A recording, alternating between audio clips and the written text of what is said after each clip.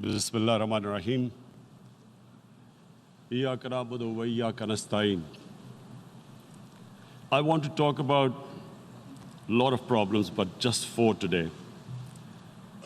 And I especially came to this forum despite a difficult time in my country, facing challenges.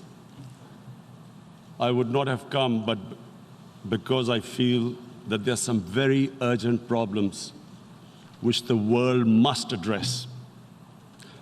So first of all, I start with climate change. So many leaders have talked about climate change. But Mr. President, I feel that there is a lack of seriousness. Perhaps world leaders do not, some of the leaders who can do a lot, do not realize the urgency of the situation. We have a lot of ideas, but as someone said, ideas without funding is mere hallucination. Pakistan, I'll give you start with my own country. Our country is amongst the top 10 nations in the world which are most affected by climate change. We depend upon our rivers. We are mainly an agricultural country. And 80% of the water in our comes from our glaciers.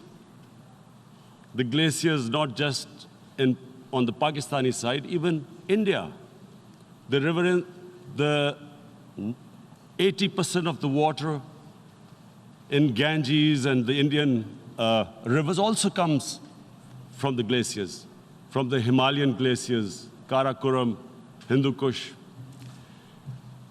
And these glaciers are melting at quite a rapid pace. We detected already 5,000 glacial lakes in our mountains. And if this keeps going, if nothing is done, we are scared that humans are facing a huge catastrophe. In my country, when my party came to power in the province of KP, we planted 1 billion trees in 5 years. Now we've set ourselves a target of 10 billion trees in Pakistan. Idea being to counter the effects of global warming. But one country cannot do anything. This has to be a combined effort of the world.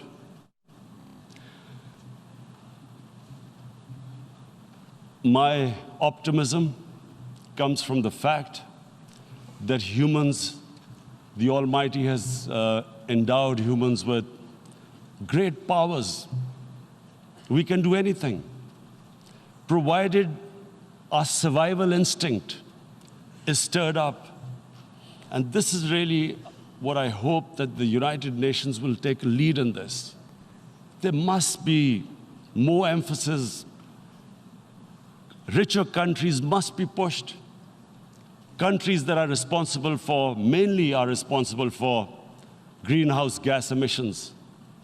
They must be pushed because our country contributes minuscule amount to greenhouse gases.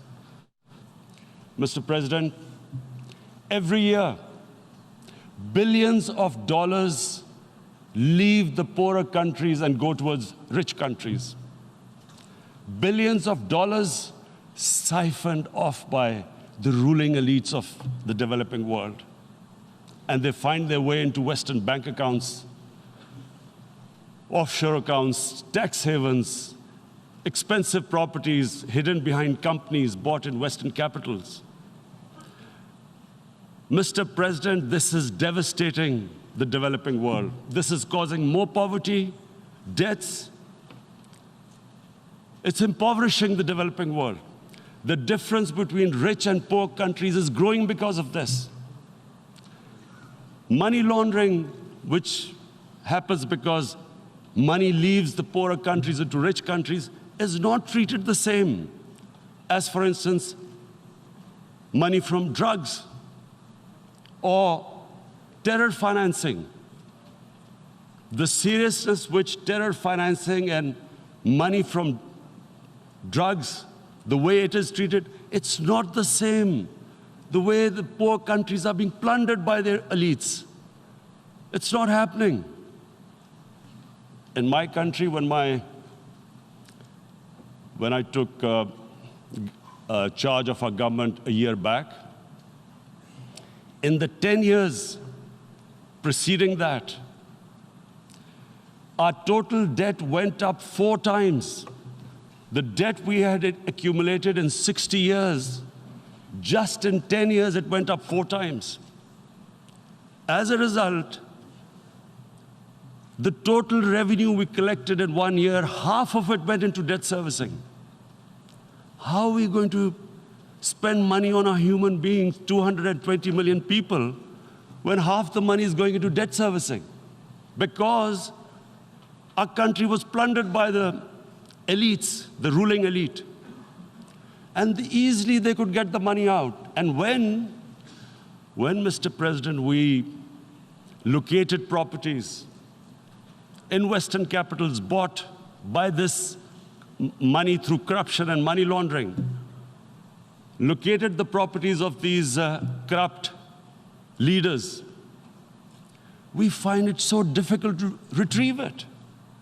That money, if we retrieved that money, we could spend on our human beings. But it's so difficult. The laws protecting these criminals,